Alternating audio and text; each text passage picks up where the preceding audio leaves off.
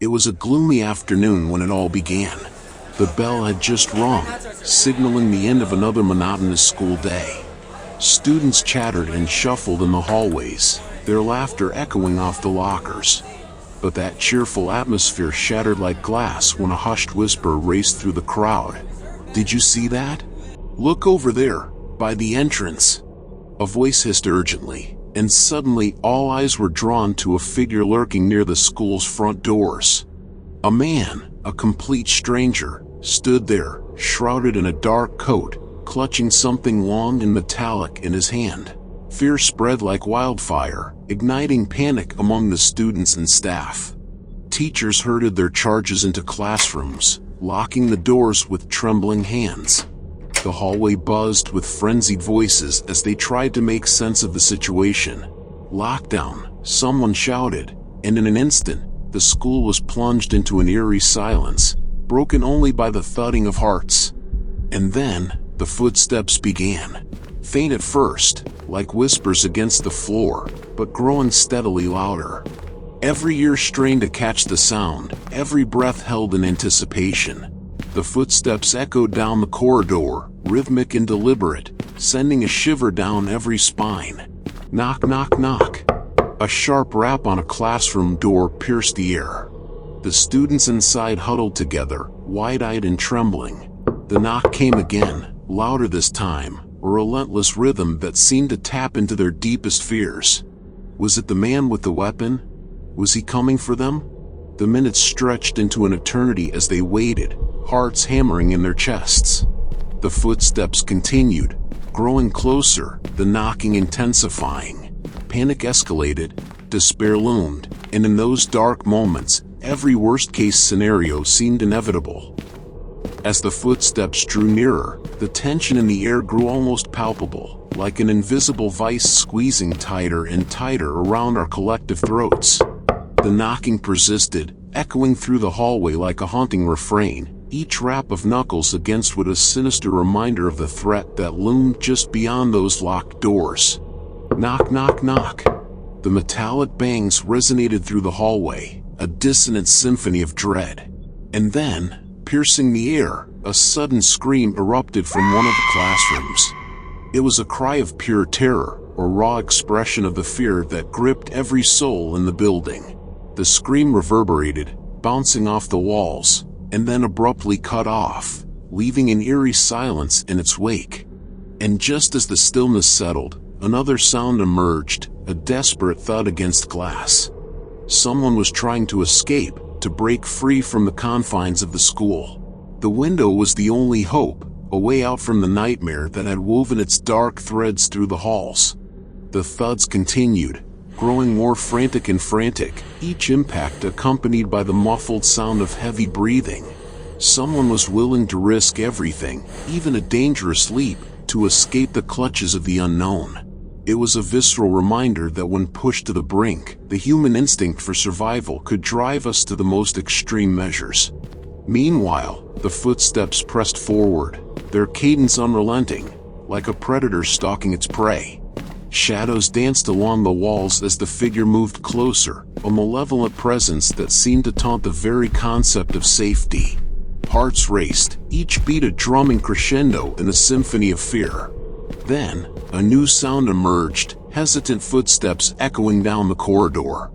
Someone was walking toward the source of the commotion, their approach steady but cautious. Was it a teacher? A staff member? Or was it another manifestation of the unknown? The heartbeats quickened in response, matching the rhythm of the footsteps. As they drew nearer, a sense of impending confrontation hung in the air, thick and suffocating. It was as though the very walls of the school were alive with a primal energy, a reflection of the intense emotions that swirled within. And then, a sudden gasp rippled through the hallway. The figure in the shadows had finally been illuminated by the flickering emergency lights. Not a sinister stranger with a weapon, but the school's janitor, his face etched with confusion and alarm. In his hands, the metallic objects he carried were nothing more than tools of his trade. The tension that had gripped the school for what felt like an eternity shattered like glass.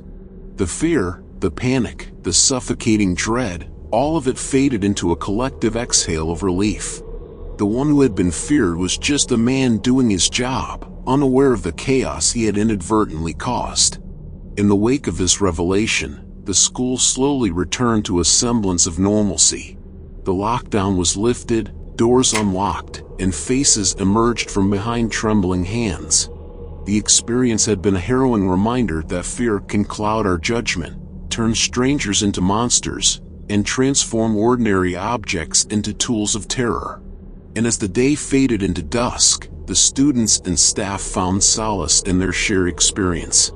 They had faced the darkest corners of their imaginations and emerged stronger for it.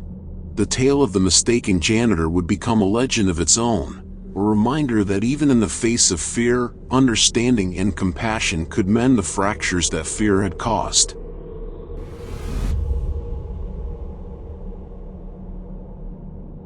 The sun was just beginning to rise on a crisp autumn morning as students poured into the high school, ready for another day of classes.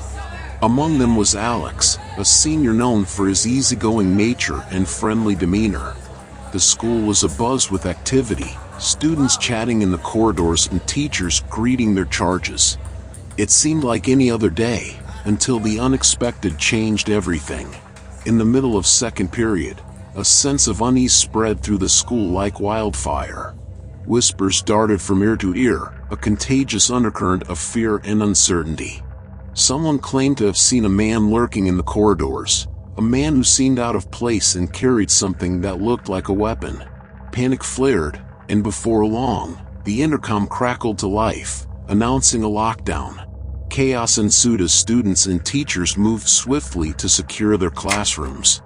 Doors were locked, blinds were drawn, and the once bustling hallways fell silent. In one classroom, the teacher struggled to lock the door as the key jammed in the lock. The sound of footsteps echoed in the corridor, a chilling reminder that danger was near. Someone banged on the door, desperately trying to get in, sending shivers down the spines of those inside. Amidst the tension, Alex's friend Tom sprang into action, grabbing a heavy desk and pushing it against the door, creating a makeshift barricade. "Hold on tight, everyone," he urged, his voice steady despite the palpable fear in the room. The group huddled together, listening as the footsteps grew louder and then finally receded. In another classroom, a teacher was trying to keep her students calm by leading them in deep breaths and reassuring them that everything would be okay.